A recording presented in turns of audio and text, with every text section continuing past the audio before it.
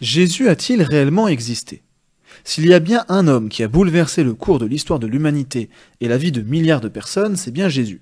Mais après tout, si l'on a beaucoup écrit sur lui, Jésus lui-même n'a jamais rien écrit. Nous n'avons aucune preuve directe qu'il ait bien existé, et la majorité des écrits à son sujet sont le fait de ses disciples. Beaucoup doutent donc de la fiabilité de leurs écrits, qui paraissent être particulièrement partiaux. Comment peut-on alors savoir si Jésus a bien existé? La première chose à noter, c'est que si l'historien ne devait travailler qu'à partir de sources impartiales, il ne travaillerait pas beaucoup et nous ne saurions pas grand-chose de notre passé. Mais nous rediscuterons de la fiabilité des auteurs des évangiles dans une autre émission. Aujourd'hui, nous allons plutôt nous tourner vers les sources non chrétiennes. Parlent-elles de Jésus? Eh bien oui, c'est un fait quasi consensuel parmi les historiens, Jésus a bien existé. Comment en arrive-t-il à cette conclusion? Tout simplement parce que plusieurs auteurs non chrétiens font mention de Jésus dans leurs écrits. Ainsi, l'historien juif du 1er siècle Flavius Joseph signale dans l'un de ses écrits la mort de Jacques, qu'il présente comme étant, je cite, « frère de Jésus, appelé Christ ». Il y fait également allusion dans un long passage du Testimonium Flavianum, le décrivant notamment comme un faiseur de prodiges crucifié par Ponce Pilate. L'authenticité de ce passage fait débat parmi les spécialistes, dont certains soupçonnent plusieurs interpolations chrétiennes tardives. Notons simplement que la mention de sa crucifixion et des prodiges qui lui étaient attribués ne sont pas les mentions les plus discutées. Outre Joseph, d'autres auteurs non chrétiens du début du IIe siècle comme Suétone, Tacite ou Pline le Jeune mentionnent un certain Christus, duquel les chrétiens tirent leur nom, qui fut livré au supplice par Ponce Pilate et qui est à l'origine d'une religion nouvelle dont les membres ont l'habitude de le louer comme un dieu. Autant de sources qui corroborent les écrits des évangiles et qui ne sont pas soupçonnées de partialité. Citons également Marat Bar Sérapion, un philosophe stoïcien emprisonné à Rome et qui compare sans le nommer explicitement Jésus à Socrate ou Pythagore de par sa sagesse.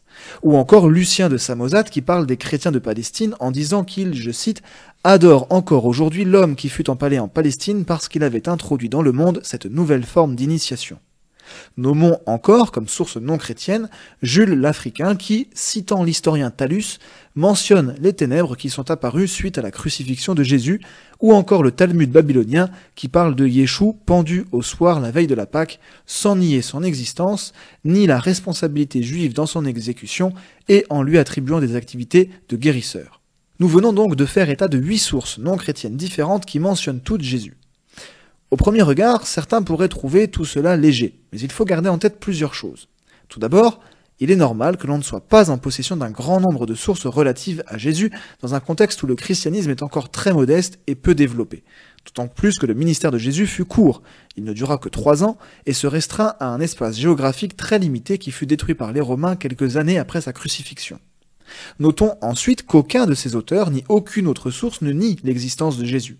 Finalement, ce qui est le plus étonnant, c'est que des auteurs non chrétiens parlent de Jésus. Comme le dit Daniel Marguerat, au sujet du faible nombre de sources non chrétiennes sur Jésus, l'explication la plus évidente n'est pas l'inexistence de Jésus, aucun rabbi juif palestinien n'est cité par ces historiens, mais leur désintérêt pour la vie et l'exécution parmi beaucoup d'autres d'un obscur rabbi dans une obscure province de l'Empire. L'historiographie gréco-romaine célèbre les généraux et leurs batailles, les empereurs et leurs politiques. Il est justement significatif que le mouvement de Jésus n'éveille leur intérêt et leur inquiétude qu'au moment où il menace de perturber l'ordre social. Ajoutons enfin que si l'on prend en compte les sources chrétiennes, nous sommes alors en possession d'une documentation au sujet de Jésus qu'aucun homme de l'Antiquité ne peut se targuer d'avoir à son sujet. La question pour les historiens n'est donc plus de savoir si Jésus a existé, mais quel Jésus a existé. C'était Curious, j'espère que cette émission vous a plu. N'hésitez pas à partager, à liker, à commenter, et on se retrouve dans 2 semaines pour une prochaine émission.